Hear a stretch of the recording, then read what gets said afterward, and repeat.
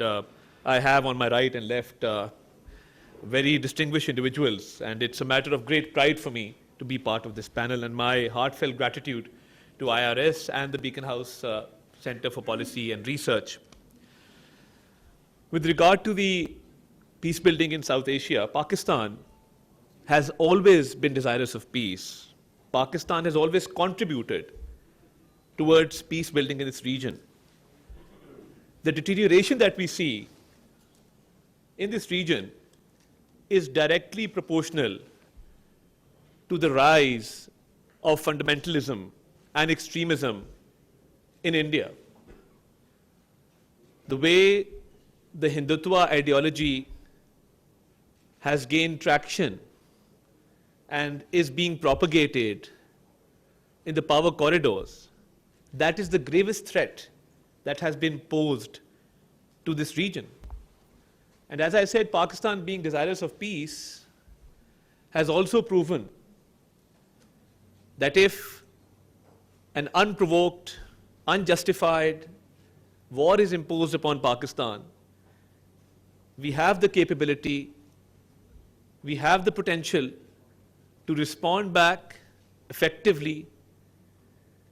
And I think the deterrence that we have created in this region has contributed to maintaining peace. Otherwise, this false notion of rising India or shining India, which was being portrayed all over the world.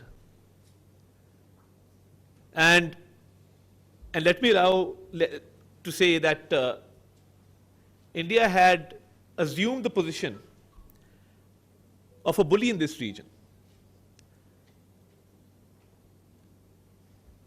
The way there has been a surge in terrorism in Pakistan over the past few years,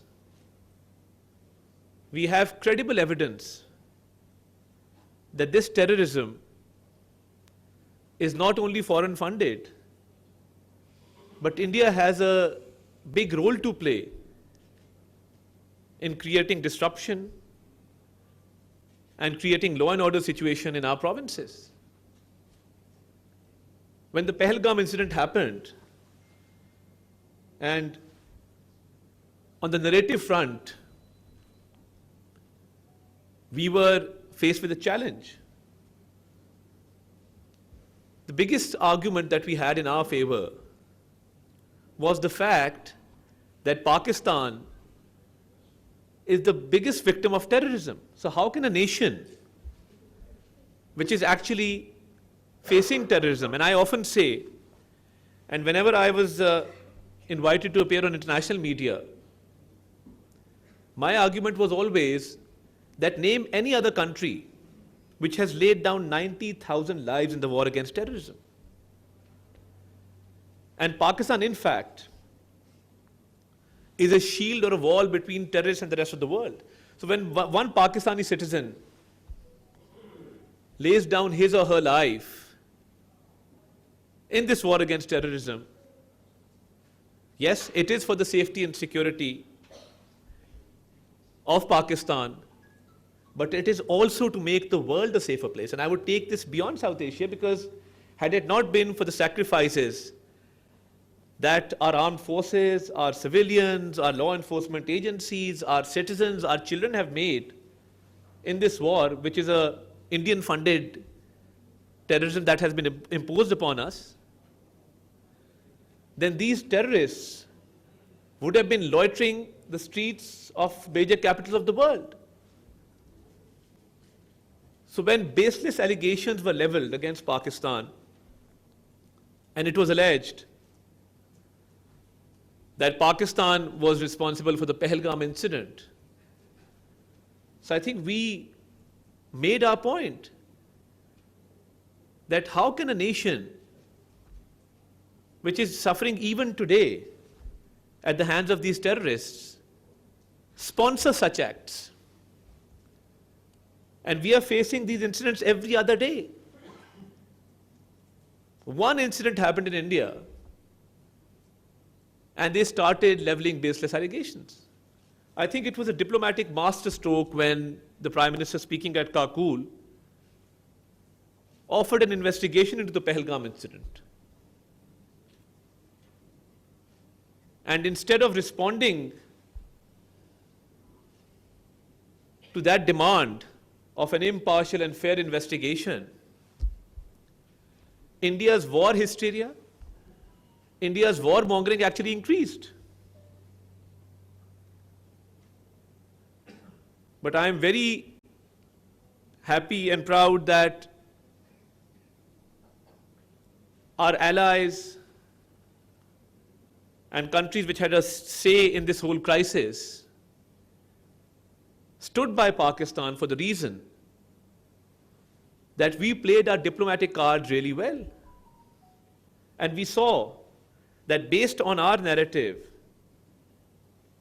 questions were asked in India, and they continue to be asked. And I think Narendra Modi has never been on a weaker footing than he is now. Because the civil society in India, the media, the intelligentsia, the opposition members alike are all questioning his policies. That without going into an investigation into an incident, they resorted to aggression, killing innocent civilians in Pakistan. And right after Pahalgam, I had taken a group of journalists to a place in Kashmir known as Bela Noor Shah, where it was alleged by the Indian media that they were terrorist camps, and we showed them around, that life was going on as usual. And we had friends from international media actually showing what a peaceful place that is. And these allegations are absolutely baseless and fabricated. And the night that India attacked Pakistan, the next day, we had planned to take journalists to Muridke and Bahawalpur to dispel this impression that there are terrorist camps in Muridke, Bahawalpur. And the day we were supposed to travel, the night before, India resorted to these attacks. So I think on the narrative front, on the diplomatic front, being desirous of peace, we also established that our desire for peace must not and should not be mistaken for our weakness. And this desire for peace was mistaken by India as a weakness, but I think the response given by our armed forces, our valiant soldiers, has proven our military might to India, that we are capable of giving a befitting response to any unprovoked aggression. And the whole idea before Pahalgam was to weaponize water. And legally speaking, if you want to disrupt peace, you will always interfere with an international treaty. And Ahmed Bilal Sufi Sahib is sitting here. How is it possible that a treaty, which is a legally binding document,